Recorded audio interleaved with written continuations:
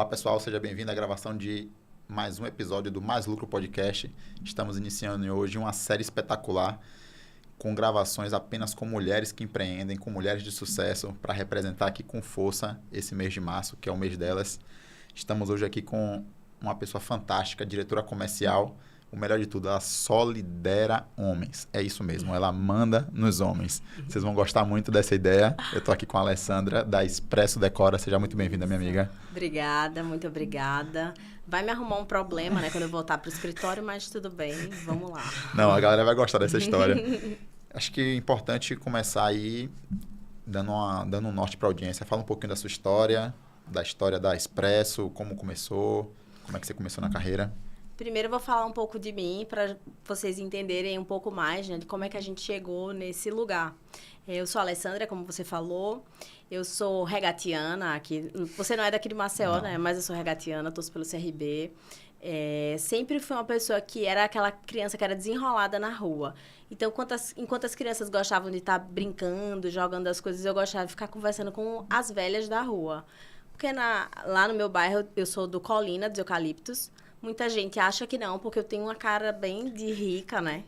Uma cara bem burguesa, assim, loira, dos olhos claros, mas eu sou do Colina, dos Eucaliptos. Tive uma infância bem vivida, vamos dizer assim, né? Daquela vivência de correr na rua, arrancar a cabeça do dedo, brincando na rua. Então, eu vivi tudo isso.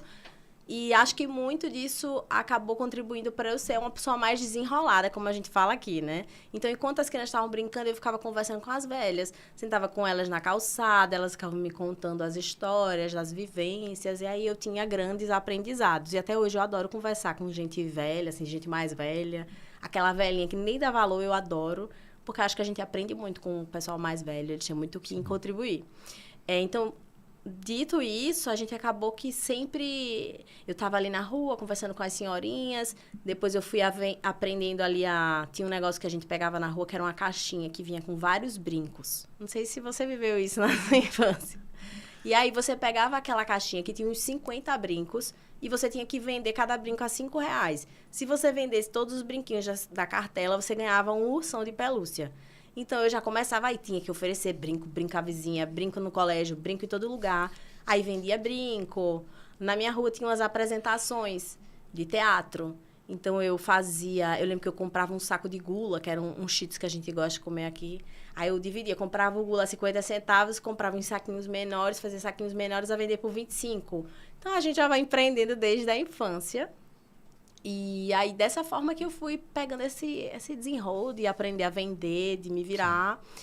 E foi aí que eu fui criando um pouco mais da minha personalidade de gostar de vender desde sempre. Então, desde muito nova, eu era aquela pessoa que fazia disque mensagem também. Não sei se você lembra que há um tempo atrás... Tá entregando a idade. Essa geração mais jovem não deve saber o que é. Mas, na minha época, a gente recebia uma mensagem no telefone, a pessoa dizia, alô, parabéns, eu tenho um recado para você. Então, eu descobri um site que tinha essas gravações prontas. E aí, eu vendia na minha rua R$10, quem queria mandar uma mensagem para uma pessoa querida. Aí, a pessoa dizia, Alessandra, eu quero mandar uma gravação para meu namorado. Aí, eu ligava. Se você quiser, eu posso demonstrar, né, como a gente fazia. Mas eu ligava, fazia, alô, aqui é do Disque Mensagem, eu tenho uma mensagem importante para você. Aí colocava o telefone na caixinha de som e aí garantia meus R$10. Aí sempre fui assim, desenrolada. O comercial tá na veia, né? Exato, já veio desde sempre, assim, acho que contribui bastante para você se virar. Então, sim, quando lá no escritório até a gente contrata as pessoas, se a pessoa tiver experiência com vendas...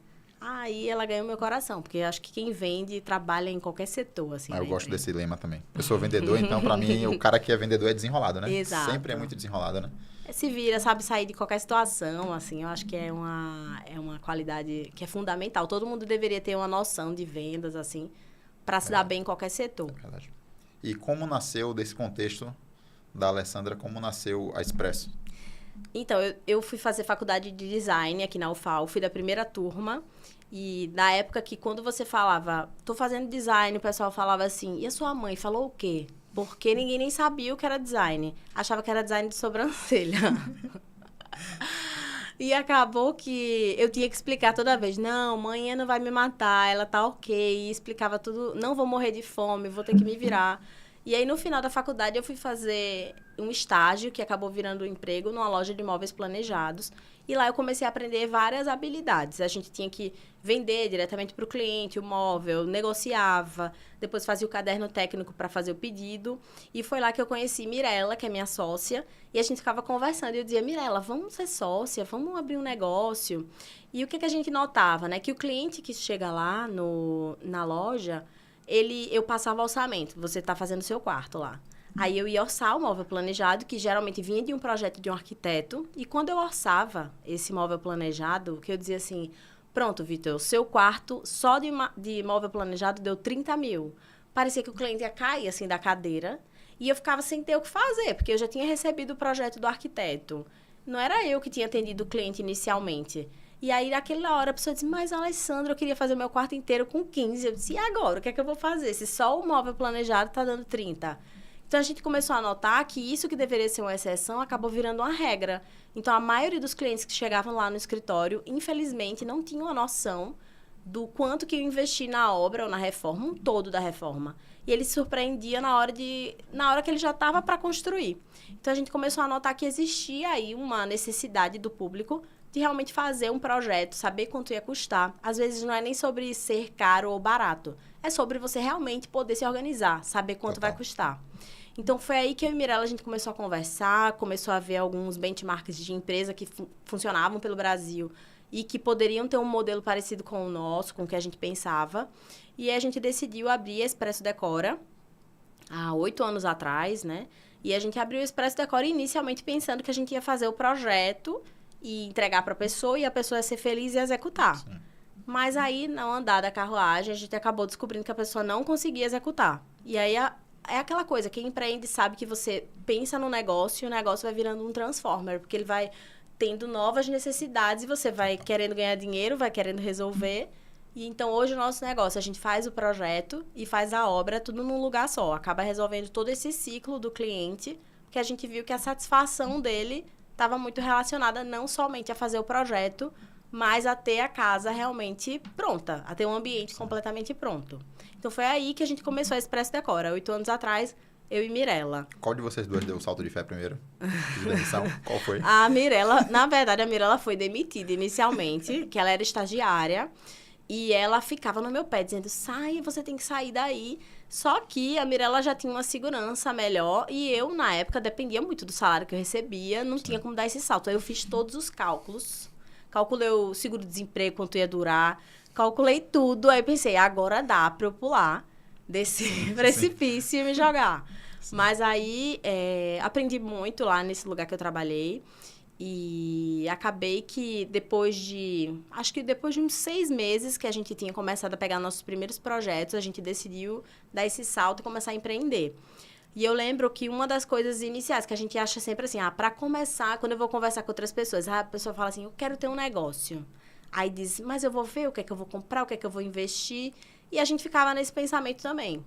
Aí um amigo, um irmão da Mirella, na verdade, ele disse, o que é que vocês estão esperando para começar? A gente, não, porque a gente precisa de um lugar para ter escritório. Não, você não precisa de nada. Você já tem um computador que faz o projeto, por que você não começa? Aí foi aí que a gente disse, não, vamos começar. E eu acho que um dos diferenciais que a gente teve desde o princípio é que lá atrás, né, 8 anos atrás, para ter a Expresso, mesmo já sabendo o que a gente queria, a gente fez uma modelagem de negócio.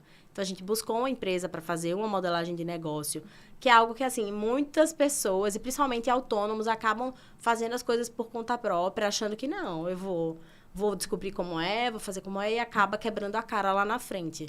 Então, é um investimento, muitas vezes, que é um investimento pequeno relacionado ao prejuízo que você pode ter, assim, a médio e longo prazo, e vale muito a pena fazer inicialmente. Então, a gente fez a modelagem, entendeu o negócio que a gente ia estruturar, e aí a gente foi dando pequenos passos, assim, sempre lento, assim. Acho que a gente poderia até ter arriscado mais, mas hoje eu vejo que foi fundamental, porque a gente teve uma pandemia no meio quando a nossa empresa estava começando a crescer, a gente teve uma pandemia, e a gente só sobreviveu porque realmente a gente foi mais conservador inicialmente.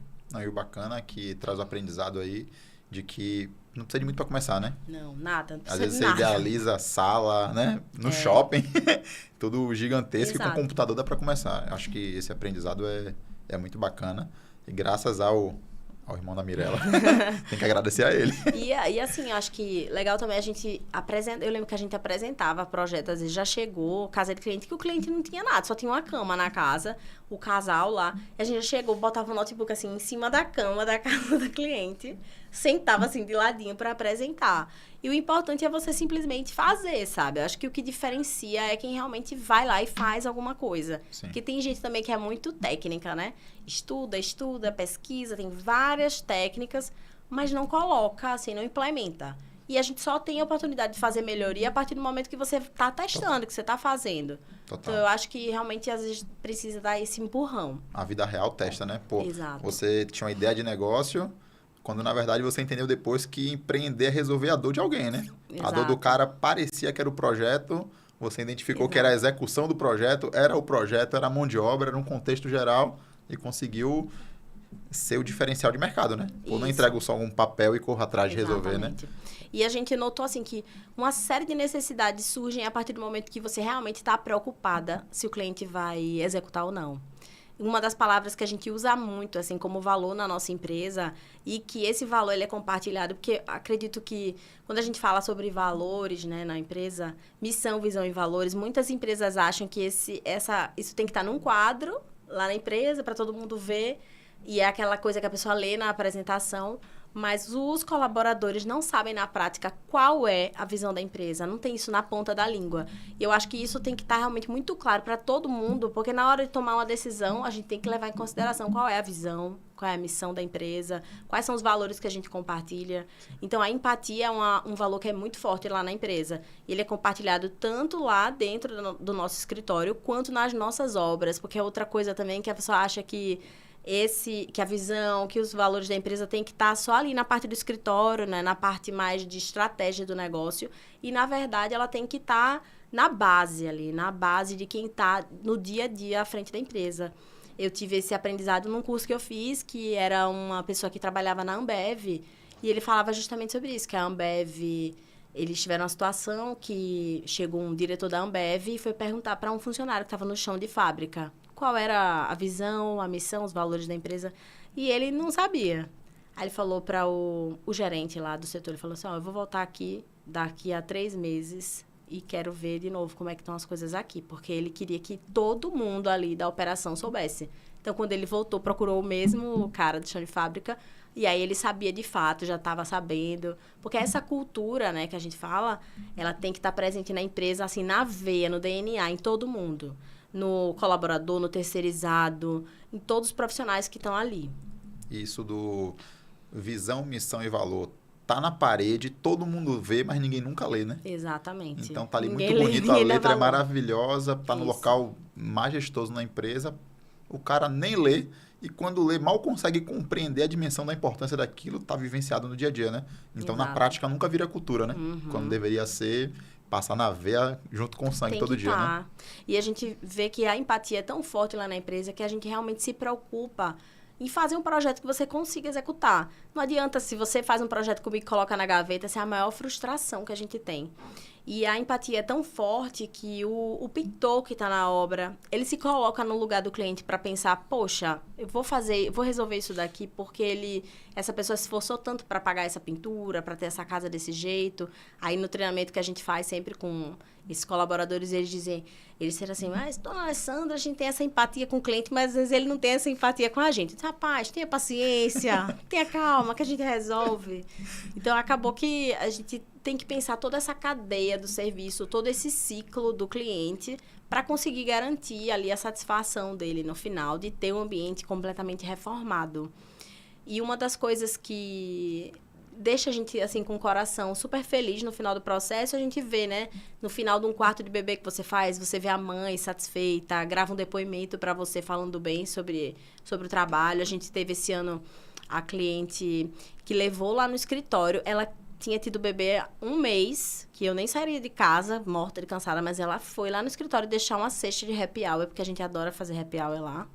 Então, ela foi levar uma cesta de happy hour, agradecendo uma coisa que a gente fez porque era nossa obrigação também de fazer, entregar um bom trabalho, mas ela ficou super feliz e satisfeita e foi levar lá essa cesta, porque realmente a gente se coloca muito no lugar do outro para tomar cada decisão lá na empresa. Sim, bacana.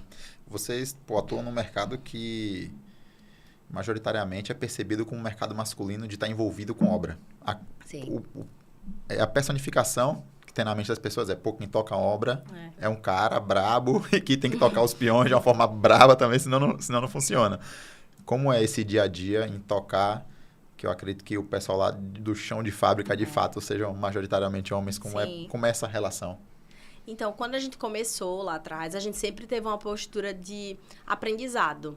Então, a gente nunca teve uma postura de... Porque imagina, às vezes esse pedreiro trabalha há 30 anos assentando porcelanato. Aí imagina se chega eu lá, recém-formada, sem saber nada da vida, querendo ali ditar como é que ele tem que fazer o trabalho dele. Então, a gente nunca teve essa postura com eles. A gente sempre teve uma postura de dizer, mas por que você acha que é melhor dessa forma? Você consegue me explicar por que você acha que é melhor dessa forma? Porque eu quero entender. Então, muito de como o outro vai reagir depende de como você aborda também. Claro que tem ali uns pontos fora da curva, mas ali é aquela coisa de cultura também, que se essa laranja ali não se adequa ao que a gente tem e tá podre, você tem que tirar ali, afastar do seu time, porque ela acaba contaminando todo mundo. Mas a gente viu que eles gostam de ensinar. A gente sempre ouvia, quando a gente começou a fazer obra, o pessoal falando, prestador de serviço é um problema. E assim, eu não tenho o que falar. Hoje, a Expresso Decora, a gente não tem um problema com prestador de serviço para dizer assim. Eles dão problema pra gente. Porque a gente entendeu lá atrás, há 8 anos atrás, que eles precisavam de capacitação. E a gente também precisa de capacitação. Então, a gente fez um movimento de entender, de trocar com eles. Então, a gente fazia... Há 8 anos atrás, a gente fez um encontro com eles e a gente entendeu que a gente precisava se conhecer. Eu precisava que o pintor conhecesse o pedreiro.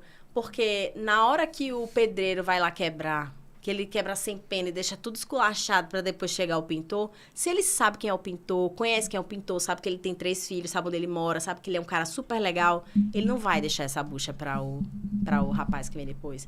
Então, eles precisavam se conhecer ali pelo nome. Antes, eles falavam, cadê o pintor? Cadê o pedreiro? Hoje, eles já se chamam Rodrigo, cadê o Vitor? Então, eles se conhecem e a gente foi plantando ali neles a visão de que eles são empresários, que eles são empreendedores também. Então, se ele tem uma empresa de pintura e ele quer crescer naquela empresa de pintura, mesmo que seja ali com o irmão, com o primo ou com o pai, ele precisa entender que ele precisa aumentar ali a produtividade dele, ele tem que ter padrão na produção, ele tem que ter seriedade.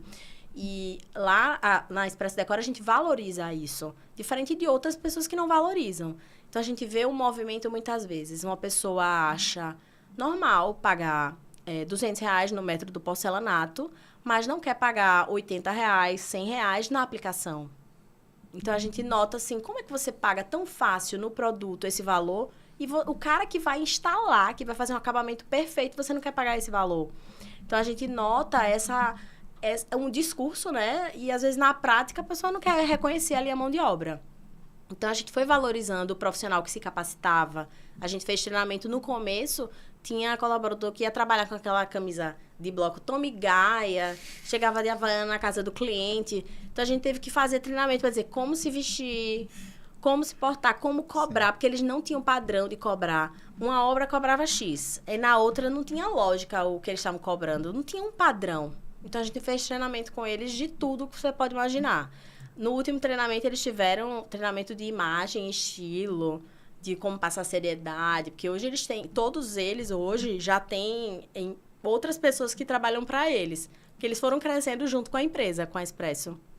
E eles prestam serviço para outras pessoas também, mas claro que se aparece uma obra minha, a gente manda a obra para ele toda semana, eu pago melhor do que as outras pessoas, não vai ter motivo para ele não querer fazer uma obra comigo. E aí foi assim que a gente foi crescendo, entendendo o que eles podiam compartilhar com a gente entendendo também a limitação de cada um e trocando e contribuindo. Então, a gente não tem hoje esse problema de mão de obra, por mais que todo mundo reclama sobre isso, mas hoje a nossa maior dor e o maior desafio que a gente enfrenta aqui em Maceió não é com o prestador de serviço, é com o fornecedor. A gente tem muito problema ainda nessa questão com os fornecedores, com os lojistas, porque muitas vezes esse lojista ainda não está treinando esse chão de fábrica que ele tem. Então, é exatamente essa dor que a gente sente no dia a dia ainda. No final das contas, são pessoas, né? Foi Exato. incrível, como você falou aí, isso ficou na minha cabeça aqui reverberando. Pô, a gente foi crescendo e o colaborador, o empreiteiro, o fornecedor, como quiser chamar, ele foi crescendo junto com a gente. Pô, ele era um mero pintor, com todo respeito no mero pintor, mas ele só pintava. Hoje o cara é um empreendedor que tem Sim. equipe e foi se desenvolvendo. E não só desenvolvendo tecnicamente, né? Pô, dando treinamento do como o cara se posicionar quanto ao profissional que ele é, qual imagem ele quer passar. E eu acredito que ele vê muito valor nessa parceria. Duvido muito qualquer outro cliente dele levar um treinamento de como ele se portar e como ele gerar mais valor a ponto de cobrar mais para outras pessoas, né? É na contramão total do mercado. Exato. Então, enquanto as pessoas... E a gente vê, assim, o movimento da Leroy, por exemplo. A Leroy Merlin, agora ela oferece serviço. Sim. Enquanto a gente vê ainda o engenheiro achando que ele precisa sugar a alma do pedreiro e pagar o mínimo possível para o pedreiro... a gente vê a Leroy cobrando R$100 no metro de assentamento de porcelanato. E ela retém, se eu não estou enganada, cerca de 20% ali do valor e repassa o restante. Então, você vê, o segredo não é cobrar barato. O diferencial, as pessoas querem ter qualidade. Ela quer ali saber que ela vai pagar aquele valor e que ela vai ter aquele serviço prestado com qualidade. Claro que a pessoa quer pagar um valor justo, não quer estar pagando mais caro, mas o diferencial não é fazer com mais barato. E a gente nota que muitos profissionais ainda querem explorar muito essa parte da mão de obra, pagar o mínimo possível, e aí não tem como esse profissional que você quer pagar o mínimo possível ter maquinário, investir numa equipe, pensar na marca, na imagem pessoal, não vai dar. É uma coisa que não bate. Então, a gente nota que e muita gente, né, para o público que a gente atende, que é um público mais de classe média, esse público, ele não pode errar. Esse público, ele tem ali aquele dinheiro que ele quer fazer aquele banheiro e ele não tem como refazer se aquilo dali der errado. Então, a gente tem que fazer aquele projeto, aquela obra certeira, sem erro e com começo, meio e fim ali, para dar certo para essa pessoa. Agora, sendo um pouquinho polêmico, o cliente sabe o que quer? Então, muitas vezes não sabe e o mais importante, não sabe quanto custa. Porque acho que nessa área tem... Não sei se nas outras áreas vocês sentem isso, mas acho que nessa área de arquitetura e design, interiores, é aquela coisa meio... Ninguém pode falar sobre preço, ninguém pode falar sobre valor. Então, quando a gente chega lá que pergunta para o cliente, uma das primeiras perguntas que a gente faz, quando a gente está fazendo o briefing ali, e até antes de fechar o projeto, você veja, eu como vendedora, se eu estou vendendo um projeto para você, eu podia estar preocupada em vender projeto e nem aí se você vai poder pagar a obra ou não. Mas como o nosso objetivo não é vender projeto, é uma consequência vender o projeto, acaba que eu tenho que saber se você está com a noção da realidade para fechar um projeto. Então, a gente nota que às vezes o cliente diz, não, eu quero um projeto de banheiro. Hoje, quando a gente orça um banheiro, uma obra de banheiro, ela dá em média R$30 mil. Claro que pode dar um pouco menos, mas minha gente... Uma realidade que, infelizmente, eu tenho que situar vocês, né? Isso foi um assunto polêmico na nossa postagem do Instagram, porque as pessoas colocaram... eu fiz minha casa inteira com R$30 mil. Então, mas no padrão de construção que a gente faz, com os acabamentos que a gente faz, são acabamentos de qualidade, uma mão de obra especializada, não dá para fazer com menos desse valor. É esse valor que dá. Pode ser que dê 27, mas é por aí que vai dar esse banheiro completo. Lembrando que a gente vai impermeabilizar, vai trocar todo o revestimento, a parte hidráulica. Então, com tudo, um banheiro dá uma média disso daí. E então, a gente nota que as pessoas chegam lá sem ter essa noção que o valor é esse. Por isso que essa pergunta inicial de quanto você pretende investir na reforma do seu ambiente, a maioria das pessoas não sabem. Agora, se for seguidor da Expresso Decora, já chega lá dizendo, quero fazer o meu banheiro, tenho R$30 mil. É certeiro já. Sim. Mas a pessoa chega lá realmente sem essa noção. Então, faz parte do nosso trabalho mostrar um pouco da realidade. Os banheiros que a gente tem feito, eles dão uma média disso daqui. As salas que a gente faz, elas custam uma média desse valor. Então, o cliente vai entendendo o que ele pode ou o que não pode, mas a grande maioria, depois que tem essa noção, realmente dá continuidade no processo e faz o projeto. Sim, bacana. E na questão do saber o que quer, eu imagino que não saiba orçamento, porque eu sou cliente também, eu fui pego de surpresa, meu pai faz móveis planejados e quando você vai vir pro material, você pensa que o cara tá ficando rico ali, na verdade, 80% é o material, é pesadíssimo. Você falando, deu 30 mil, cara, não é 30 mil no seu bolso, a gente tá falando de todo um contexto, material pra caramba, enfim. O cliente idealiza uma coisa que tá comparando o banheiro dele com o de Neymar ou geralmente vai mais pé no chão? Então, tem muito cliente que vem com referência do Pinterest, do TikTok, dessas coisas. E aí a gente tem todo um trabalho de ver ali o que é que ele realmente quer, o que é que dá para implementar. Mas o que eu acho que é importante, assim, é dizer que muitos escritórios e muitas empresas dessa área de arquitetura e design interiores, elas realmente têm uma postura de esse é o estilo do meu escritório, esse é o estilo que eu faço e o cliente vai se moldar ao meu estilo.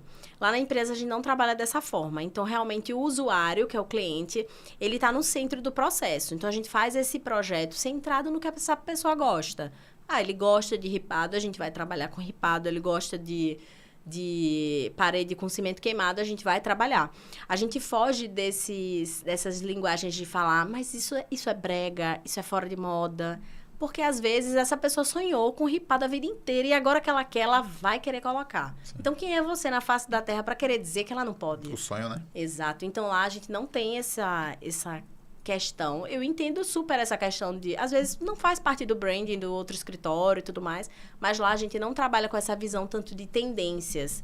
A gente trabalha mais centrado no que a pessoa realmente gosta.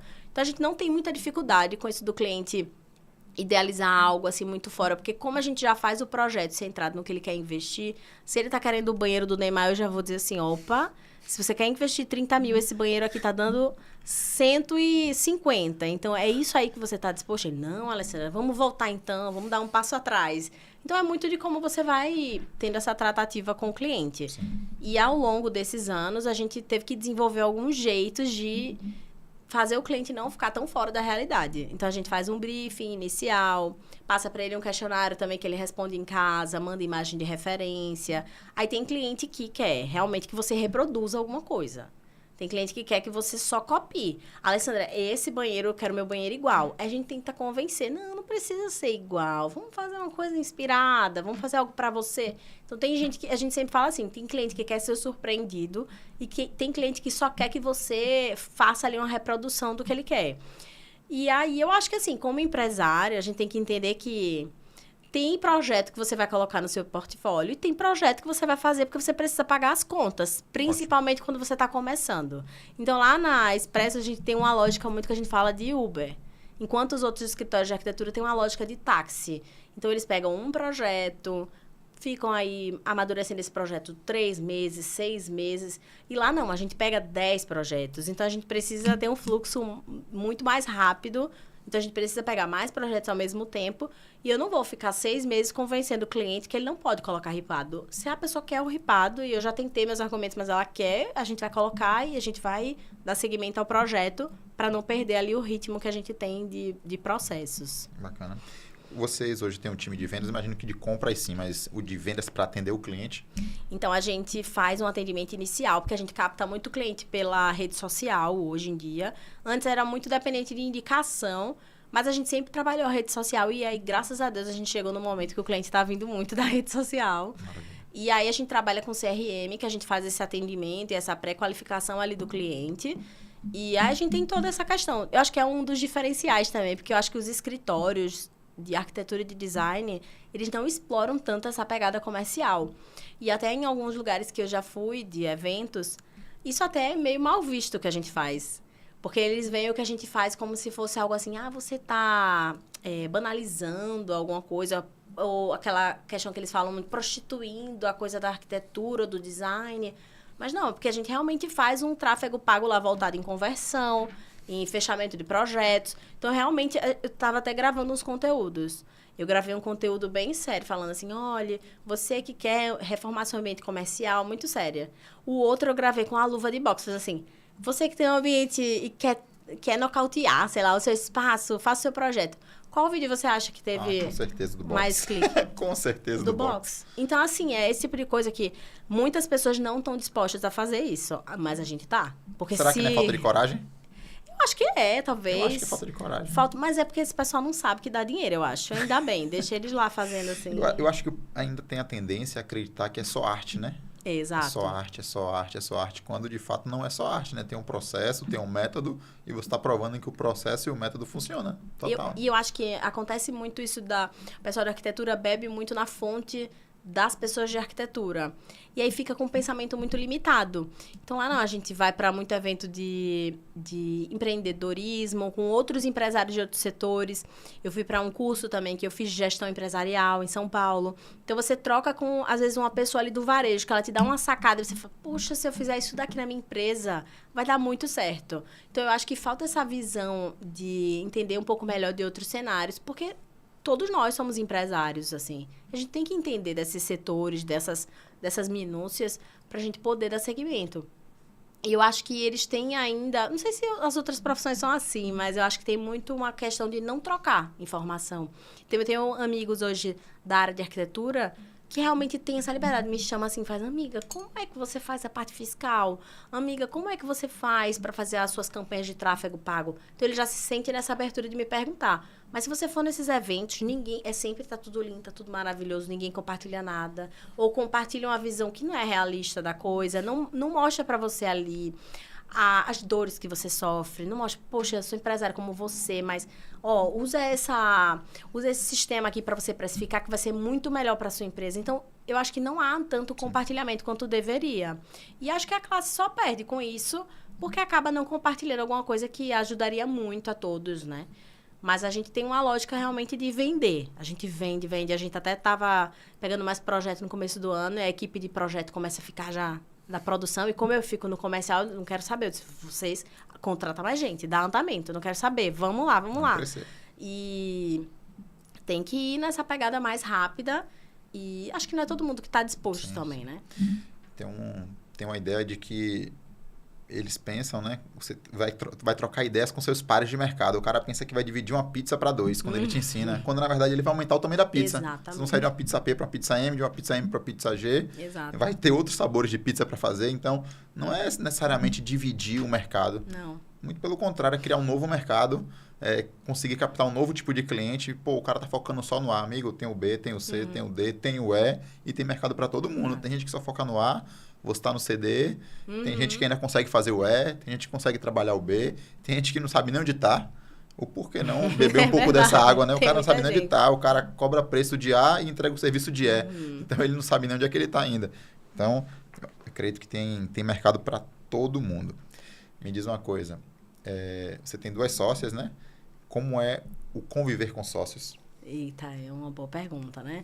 Mirella, que foi sócia fundadora junto comigo, ela é minha sócia, é melhor amiga e é madrinha da minha filha. Então, a gente tem que se aguentar em vários âmbitos aí da vida. E assim, no começo da sociedade, a gente brigava muito, a gente discutia, mas a gente tinha aquela coisa de quebrar o pau ali, mas depois a gente resolvia. E depois de um tempo, a gente foi entendendo mais da personalidade uma da outra. Então, hoje a gente nem briga, acredite se quiser, mas a gente não briga mais. Eu acho isso até estranho. Porque, às vezes, a sociedade é um casamento ali, né? Que você vive. Com certeza. É um casamento sem as vias de fato. Sim. Mas é um casamento, assim, que às vezes você nem... Sabe, tem que estar ali, tem que discutir, tem que resolver e vai dar seguimento naquilo dali. E a gente brigava muito inicialmente, discutia, né? Porque a gente não tinha muito ainda ali a ideia do negócio... definida. Então, eu acho que ela queria um negócio, eu já via de outra forma, e a gente ficava meio naquela disputa ali, naquela guerra de braço. E eu acho que a partir do momento que a gente entendeu que o negócio era externo, então o negócio não é a Alessandra, o negócio não é a Mirella, o negócio não é a Sara, que é a minha terceira sócia, o negócio é Expresso Decora, e a gente sempre fala assim, você pode ser o que você quiser na sua vida PF, aí, na sua vida pessoa física, mas aqui você vai usar essa linguagem, aqui você vai ter essa postura, porque é a postura da empresa. E aí, acho que quando você deixa a empresa ter toda ali uma cultura, uma linguagem que é diferente do que você pensa ali, não tanto o que você é, eu acho que ajuda bastante para evitar tantos problemas. A Sara, ela já entrou na sociedade quando a gente acho que já tinha uns 4 anos, eram uns 4 anos de empresa. Eu estava grávida e eu precisava de alguém para fazer a parte de projetos, que era o que eu fazia na empresa inicialmente. E aí, eu pensei em alguém... E a Sara tinha sido estagiária no mesmo corredor que eu trabalhei com Mirella, lá atrás, na loja de móvel planejado. Então, a gente chamou a Sara e ela foi lá pro escritório. A Sara estava, na época, ela tinha uma pós-graduação, ela é formada em arquitetura. Mirella também é arquiteta. E Sara estava trabalhando, fazendo edição de vídeos e nem estava exercendo a profissão dela, né? Na época da arquitetura, acho que ela pegava um freela ou outro. E eu coloquei essa mulher para trabalhar lá. Minha gente, pelo amor de Deus. Sabe uma mulher? Eu nunca disse para Sara, Sara, você tem isso para fazer. Esta mulher sempre soube o que ela tinha que fazer, do começo, do meio, do fim. Acabava isso, ela já ia pro outro. Aí, quando eu vi essa mulher, eu disse, Mirella, a gente não pode perder essa mulher nunca na nossa vida. Vamos agarrar essa mulher, chamar ela para ser nossa sócia. Porque ela realmente deu conta do que eu fazia na época, na parte de projetos. E super se deu bem. Foi ali pegando os feedbacks. E, ao mesmo tempo, eu sou mais sensível, eu sou mais de falar, tenho essa personalidade mais, assim, comercial também. Já a Mirella, minha outra sócia, ela não é tão sensível assim. Ela é mais dura. Ela é quem fica na parte de obras. Então, ela tá muito acostumada a lidar com os caras da obra. Ela é mais direta. Então, se ela pensa algo pra você, ela vai falar direto e reto. Eu não, eu já vou florear, eu já vou pra lá. Aquela conversa toda pra depois eu falar o que eu penso. E Mirella não, ela é direta e reta, ela não tem papo na língua, é isso, é aquilo, não tem conversa. E a minha preocupação era sempre, como é que ia ser o relacionamento delas duas, né? De Sara e Mirella. Mas aí, depois que eu vi que a Sara aguentava ali a pressão, que quando a Mirella botava a pressão, ela também se segurava, eu disse, ai, graças a Deus, então vai dar tudo certo. Casou bem, porque se a pessoa for muito sensível de não aguentar uma pressão, que a Mirella, ela bota uma pressão braba, e ela é braba, assim, de realmente ela faz acontecer. E é o que eu sempre falo, a gente fez um curso de liderança, a gente viu que as 3 têm perfis diferentes, né? A gente fez aquela análise de ISC, que é até bem legal para quem quer fazer, para entender. É bacana. E eu tenho o perfil influente, a Mirella é mais dominante e a Sara é mais aquele perfil conforme, né? Que é o perfil que vai fazendo ali na produção. Então, a gente viu que a gente é muito complementar. E a Sara, como esse terceiro ponto, foi fundamental. Porque antes ficava eu e Mirella ali, a gente discutia e não tinha um contraponto ali. E aí, quando entrou a Sara, ela simplesmente fazia esse terceiro... Acho que o número ímpar é importantíssimo aí na sociedade. Porque é aquela pessoa que vai dizer assim, não é bem isso, não é bem aquilo. E faz esse meio de campo ali, quando a gente precisa. Então, é um relacionamento difícil, não é fácil. Mas eu acho que tem que ter muito diálogo, muita clareza de onde quer chegar, o que quer fazer. Acho que confiança também é fundamental. Sim. Porque eu confio, assim, de olhos fechados nas minhas sócias, em todos os aspectos. E, inclusive, acho que o mais importante da confiança é você saber que a pessoa vai dar conta.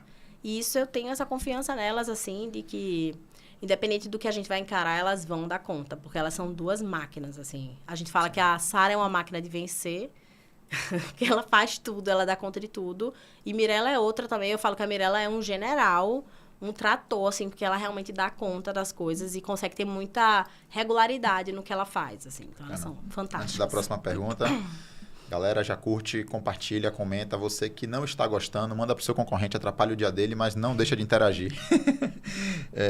Eu gostei muito de um ponto que você tocou aqui sobre a questão de, pô, você chamou ela para trabalhar, viu o potencial e já garantiu ela como sócia.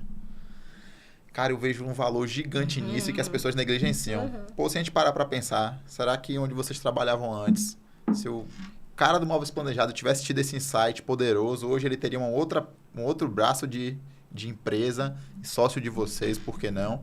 Ou até mesmo vocês nunca teriam empreendido. Pô, a gente vai criar que vocês acham que isso está ruim, por que vocês não fazem diferente? Então, essa ideia de tratar pessoas capazes, porque isso que ela é uma pessoa capaz, e dar uma oportunidade para uma sociedade é fantástico. É garantir que ela não vire um concorrente no futuro. E não só isso, é garantir que o melhor jogador disponível esteja no seu time. Exato. Então, você garantiu, pô, ela é uma máquina, você sabe que ela é uma máquina, pô, porque eu vou deixar... Exato. Muitas vezes poderia estar sendo subaproveitada, fazendo outra coisa, não que ela fizesse mal, mas, pô, ela teria um potencial muito maior fazendo o que ela faz hoje. Então, isso é muito bacana. É importante, acho que, para um líder, né? Quem está querendo empreender e que tem um papel de liderança, esse líder ele tem que saber identificar os potenciais ali daquele liderado. Então, você tem que identificar o que é que essa pessoa tem de potencial e que função que eu vou colocar. Então, uma das coisas que eu tento fazer sempre é, quando eu vou apontar algum liderado, de achar que ele está fazendo alguma coisa errada, eu sempre tento analisar se eu coloquei realmente essa pessoa na melhor função, se essa pessoa está conseguindo exercer o que ela faz de melhor. Sim. E isso é um grande aprendizado, assim, para você conseguir ver. Às vezes, eu lembro que esse chefe que a gente teve dos Móveis Planejados, ele falava muito para Mirella que ela não era criativa. Eu lembro que ele falava, Mirela, você não é criativa. Você não é tão criativa. Ele falou isso pra ela. Ele falou pra mim também na época. Só que eu enxergava na Mirela um potencial que ele não via na época. Porque eu acho que eu sempre fui muito visionária, assim. E aí, eu via a Mirela como essa pessoa que ela tinha constância, disciplina. E ela era aquela pessoa que fazia. E diferente, eu tenho mais dificuldade de meter a cara assim e fazer. A Mirela, ela faz. E aí? Vamos ou não vamos? Execução. Vai fazer ou não vai? Porque ela é mais prática. Eu já sou de ficar pensando, pesquisando, eu faço aquele plano, faço a apresentação, toda a logística, mas ela não, ela vai. Então, eu sei que se... Eu já pensava assim, vamos pensar um modelo de negócio, tanto que eu levei para ela a ideia do negócio e disse, é isso, estou pensando aquilo, e ela, corajosíssima, disse, vamos embora, vamos fazer. Então, eu acho que ele não enxergou nela o potencial que ela tinha.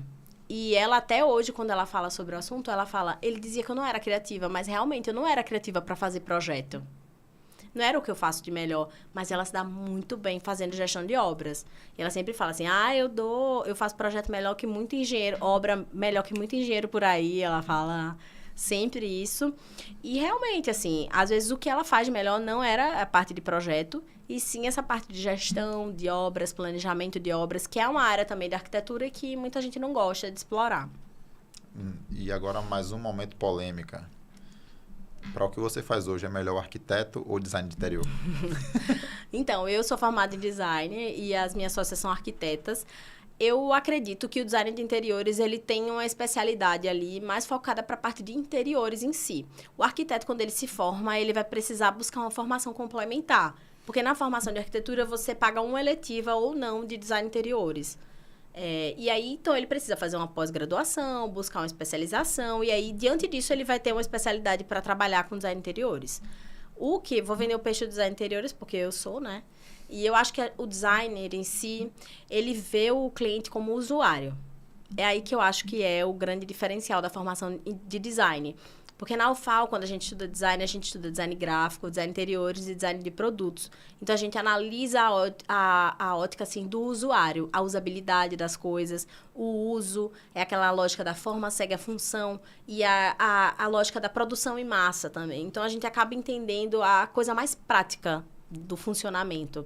Eu acho que essa visão de design me auxiliou bastante para entender as coisas como processos lá no escritório desde sempre. Então, a gente sempre implementou algumas coisas de metodologias de design lá no escritório que a gente usa até hoje. E eu acho que quando a gente fala com o arquiteto, ele fala muito sobre a programa de necessidades com o cliente, algo assim. E não vê tanto essa questão do cliente como usuário daquele espaço, sabe? Como a pessoa que realmente vai precisar usar aquela sala. Eu vi uma vez uma palestra até do Maurício Arruda, que é um arquiteto. Ele fez um programa, acho que era no GNT, na época, o Decora.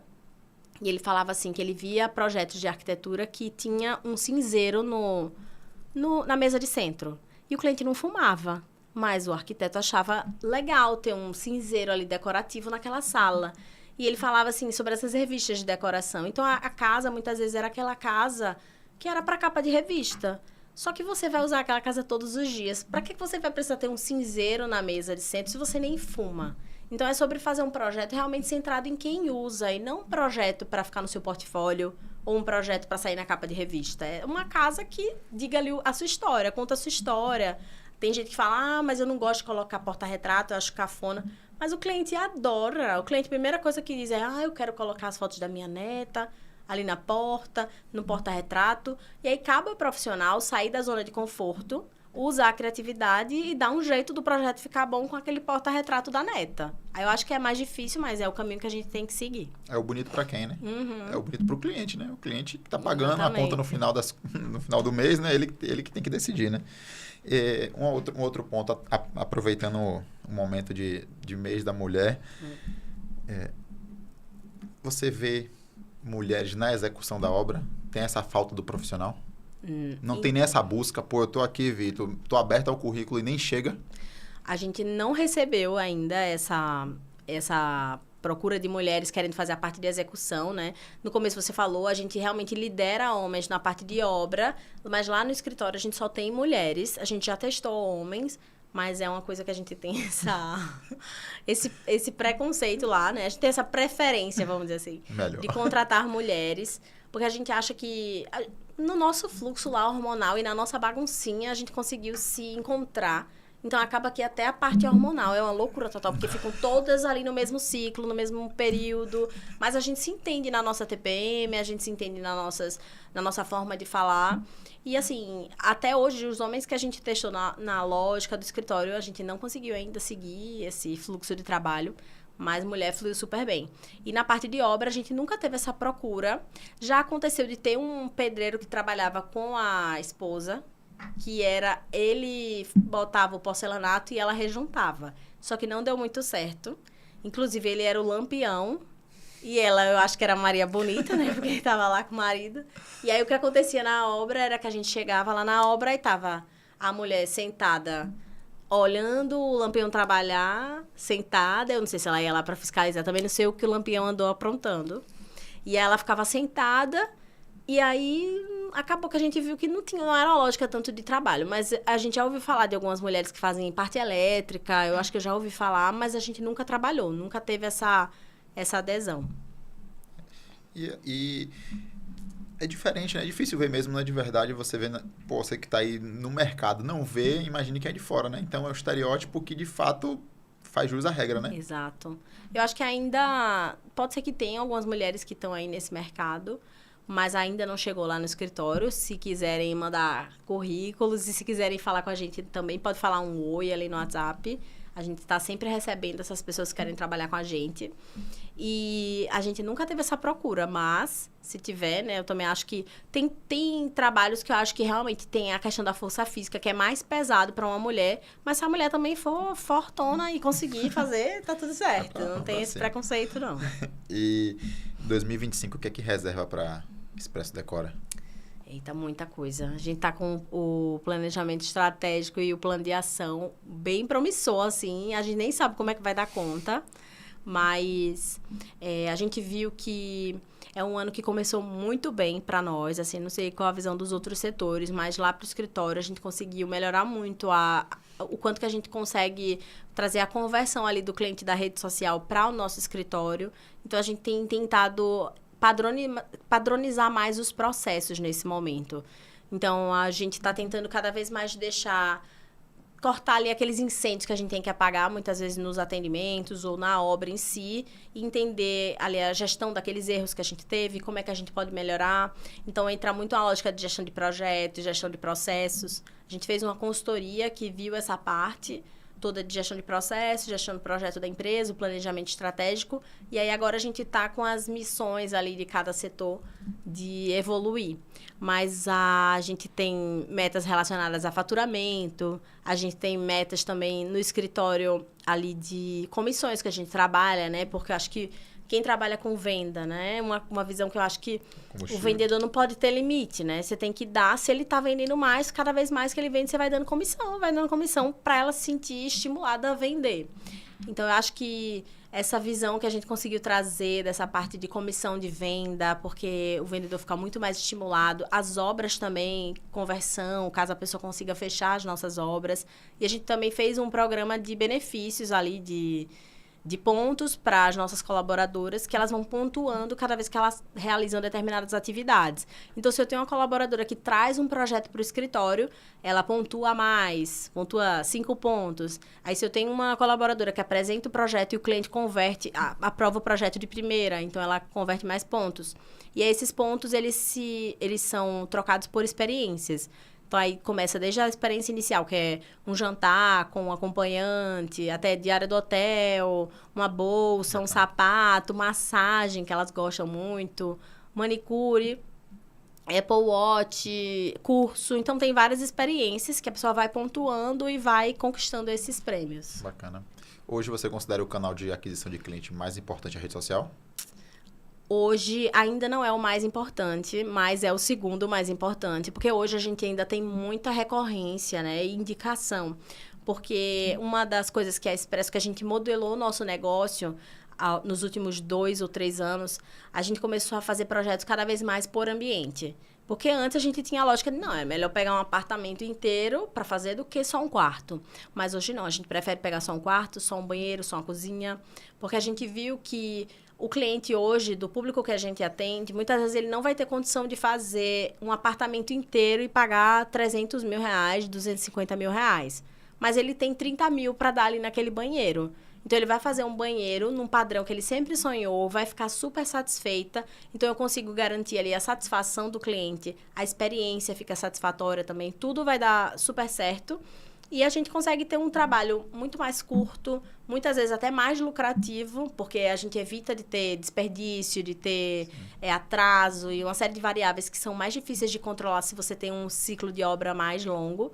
Então, a gente até fala que nas palestras que a gente participa, que aqui na Expresso a gente é especialista na obra que os engenheiros chamam de gatinha ou catita. Então, a gente usa essa lógica, porque eles chamam de gatinha, eles falam assim, apareceu uma gatinha para fazer. É uma obra de um ambiente, assim, um banheirinho para fazer, uma sala. Então, isso que nem o arquiteto quer fazer, porque é um projeto muito pequeno, porque se o arquiteto só recebe no projeto, para ele não é tão vantajoso ficar pegando só o quarto para fazer, porque ele prefere fazer um apartamento inteiro. E pra gente não, que a gente faz o projeto, faz a obra. Então, a gente começou a se especializar nesse tipo de obra, que é a gatinha, que o engenheiro não gosta, o arquiteto também não gosta, então é o que a gente gosta. E uma outra coisa que também a gente não briga, né, com o cliente que contrata já um arquiteto. Porque o cliente que já contrata um arquiteto, ele já está em um nicho mais especializado, que já sabe como funciona, aparece no escritório, mas não é o que a gente realmente foca. A gente foca no cliente que não contrata ninguém. Então, a gente foca no cliente que está reformando por conta própria, que está comprando na home center e que fica insatisfeito porque acaba que não ficou bom. Então, esse cliente hoje, ele não tem assistência, ele acha que a arquitetura não é para ele acha que a arquitetura é coisa de rico. E por isso que a gente vem tentando trazer cada vez mais transparência para o processo, mostrar que é acessível, mostrar que eles podem também, que todo mundo tem, né, o direito de morar num lugar legal, se sentir confortável onde mora. E a gente vê muitas vezes o pessoal que tem condição de morar num lugar legal e não investe nisso porque acha que não é para ele. Então, vai se conformando em ter ali aquela sala meio bagunçada, um quarto que não é confortável, quando poderia ali investir, contratar, claro que a Expresso decora, e fazer essa transformação. Tem algum cômodo que é líder de pedido? Banheiro, a gente faz muito banheiro. Por incrível que pareça, mas a gente faz muito banheiro e sala também. O banheiro parte pela necessidade ou pelo querer? Pô, o meu banheiro tá com problema, eu vou aproveitar e já vou... Tem essa demanda também, mas eu acho que a pessoa às vezes vai arrumando a casa de outras formas, mas quando chega no banheiro a pessoa não sabe como arrumar. Eu acho que é isso. Porque chega o banheiro, ela fica, e agora? Como é que eu vou fazer essa obra? Como é que eu vou botar revestimento? Eu não tenho pedreiro. Então, eu acho que como está muito relacionada à prestação de serviço também, impermeabilização, uma série de coisas, o banheiro ainda é uma coisa muito melindrosa mais ali complexo, do apartamento. Mas a gente faz muita sala também. Quarto de bebê, aparece demais, assim, as mães. E um recado, assim, importante, que mãe, se você tá grávida, pelo amor de Deus, procura o escritório quando você tiver com 4 meses... Porque tem mãe que chega lá no escritório com 6, 7. Aí a gente fica desesperada com medo do bebê nascer. E já aconteceu do bebê nascer, eu ia estar lá dobrando roupa para arrumar o quarto pro bebê chegar na maternidade. Aí, assim, se puder procurar com um pouquinho mais de antecedência, a gente agradece. Porque é realmente preocupante. Mas o pessoal gosta de fazer sala. Acho que é porque o cartão de visita ali da casa... Principalmente o que o povo mais gosta é fazer integração com a varanda. Alessandra, eu quero a varanda, com cervejeira, com adega, com churrasqueira, com tudo que tem direito para receber os amigos. Aí é o que mais aparece pra gente, assim. Qual o ponto que você vê no seu plano de ação, no seu plano de 2025, de que, pô, esse ponto aqui é atenção? Esse aqui eu tenho que ter atenção porque é onde tem um risco. Pô, não sei, o que é que você... A gente tem um ponto no plano de ação relacionado a gestão dos processos em si, que eu acho que é um ponto que é crucial para que a gente consiga ter um padrão melhor. Porque como a gente tem um volume grande, a gente precisa ter um padrão mais claro a ser seguido. Então, a gente precisa sempre estar fazendo essa gestão dos processos que a gente faz no passo a passo do projeto, para entender se tem algo ali que não está eficiente, se eu preciso trocar esse processo, se na obra, se eu poderia inverter a ordem ali de uma execução de serviço para ter mais eficiência. Então, acho que a gente está fazendo esse mapeamento dos processos para a gente entender ali qual que é eficiente ou não. Então, acho que isso é crucial para que você consiga entender ali se tem algum desperdício, se tem algo que poderia ser feito de outra forma. Eu acho que também é uma questão constante, né, do empresário. Sim. Acho que mesmo que a gente faça, todos os anos a gente vai ter que estar fazendo esse mapeamento dos processos. Então, dentre essa questão do mapeamento dos processos, também eu fiquei com a responsabilidade pequena de fazer todo o mapeamento da nossa metodologia. Então, a gente vai estudar outras metodologias e também mapear toda a metodologia da Express, porque a gente acabou criando uma metodologia ao longo desses 8 anos para viabilizar nossas obras e os nossos projetos. Então, eu fiquei de mapear por setores ali, setor comercial, qual é a metodologia, setor de projetos e o setor de obras, para que a gente consiga, de fato, mapear a metodologia e propor ali algumas melhorias, né, que a gente já... É indiscutível esse problema, né? Você cresce muito rápido, vocês cresceram muito rápido, crescem muito todo mês. É normal gerar um processo de ineficiência e traz a eficiência de novo e aí acelera de novo o crescimento e depois é necessário de novo rever os processos. Acho que é um ciclo, né? Não vai acabar nunca isso, né? E a questão também de que sempre a gente tem que estar investindo muito em pessoas, né? O negócio vai crescendo, a gente vai investindo em pessoas e a gente também precisa de mais espaço e aí você vai ter que sempre tomar decisões difíceis. Nunca chega um momento que você está confortável, agora eu não preciso tomar nenhuma decisão. E como eu fico muito ligada ali ao financeiro, aí eu sofro muito também, porque a minha sócia chega, precisa contratar não sei quem, precisa comprar isso, precisa viajar para não sei onde. Meu Deus, vocês não me procuram para falar de outra coisa, a não ser gastar dinheiro. Mas aí eu fico enrolando nelas ali, enrolando o máximo que eu posso, até não ter mais como enrolar, a gente tem que fazer ali. Mas é algo que é muito importante, assim, a gente vê que muitos empresários, e principalmente autônomos, não têm uma lógica de empresário para gerir ali o negócio. Então, você vê muito advogado, que o básico de separar o que ele recebe ali na pessoa física e jurídica, a pessoa mistura ali a conta. E eu acho que o inicial, assim, para você que está começando, que é autônomo, que é arquiteto, que é design de interiores, é entender uma coisa que a gente fez lá no começo. Tudo que entrava relacionado a projeto, eu e Mirella, a gente colocava numa conta conjunta, que a gente tem até hoje essa conta conjunta. E a gente colocava nessa conta conjunta e a gente não mexia. Então, a gente tirava como se fosse um prolabore na época. Então, na época, a gente tirava R$300 inicialmente. Aí, depois foi aumentando. Foi 500, aí depois 1.000, e depois foi aumentando, até a gente ter o que a gente recebe hoje. Mas a gente, independente se entrasse 10.000, ou 5.000, ou nada, a gente tirava aqueles 300. E aí, a empresa sempre ficava com caixa bom. E é importante a gente entender que a empresa sempre tem que lucrar mais que você. Então, se você está tendo mais lucro que a empresa, tem alguma coisa errada. Se você está tirando mais do que a empresa teria de lucro, e até quando a gente dividia, a gente deixava lá uma porcentagem sempre muito maior para a empresa. Acho que tem gente que às vezes faz, eu vou deixar 10% para a empresa e vou ficar com 90% do valor. Aí eu acho que é aí o problema, porque a empresa começa a ficar cada vez mais pobre e você acaba misturando um pouco das contas. Então, essa visão de entender como empresa é muito importante ali para esse profissional autônomo, que eu acho que ainda não vê com clareza e acaba misturando as contas ali. Sim. E também a visão de processo, que é importantíssima a gente entender de gestão de processo, gestão de projeto, gestão comercial também. Quando você tem uma empresa que precisa ir ali, tendo essa lógica de processo, de projeto, para ir crescendo. E a gente vê, quando eu converso assim com alguns profissionais, a gente vê que eles ficam assim meio... Como é que você sabe essas informações, Alessandra? Onde é que você aprende isso? Eu disse, oxe, dia a dia. E como é que você não sabe? Já era pra você estar sabendo, corra atrás. Com certeza. Vocês têm uma visão de empresa, mesmo sendo profissional liberal, desde Isso. sempre, né? Muitas vezes o cara peca, você tem um CRM. O cara tem empresa que não é tradicional, não é profissional liberal, que se a gente pudesse chamar assim um arquiteto, enfim, e que o cara não tem um CRM ainda. Então, vocês, como profissionais liberais, transformaram num negócio de verdade, numa empresa, tratam como empresa, o usuário final. Então, acho que isso muda totalmente o contexto. E aí o cliente começa a ver valor de verdade, porque ele começa a entender a linguagem. Ele entrou em contato, você tem um CRM que lembra quando dá o feedback, quando dá o retorno, quando cobrar, quando não cobrar, o que cobrar, qual momento de vida o cara está passando, está tudo ali, tudo registrado, se teve filho, se não teve. Daqui a um ano você vai conseguir mandar um cartão de visita para o cara, um cartão de parabéns pelo aninho do filho. E isso vai... E a prova o maior captador de lead seu ainda é a indicação. Isso. Então, é a prova de que está sendo um serviço bem feito, né? Senão, não seria. Teria que usar muito mais a rede social. Isso é um bom indicador. E a gente vê também, assim, que quando a gente conversa com alguns empresários, inclusive a gente já se encontrou no momento do Redal, né? Que é o encontro de empresários. a gente vê que às vezes o empresário está preocupado em inovar. Aí eu quero saber como eu posso inovar no meu processo, como é que eu posso inventar a roda.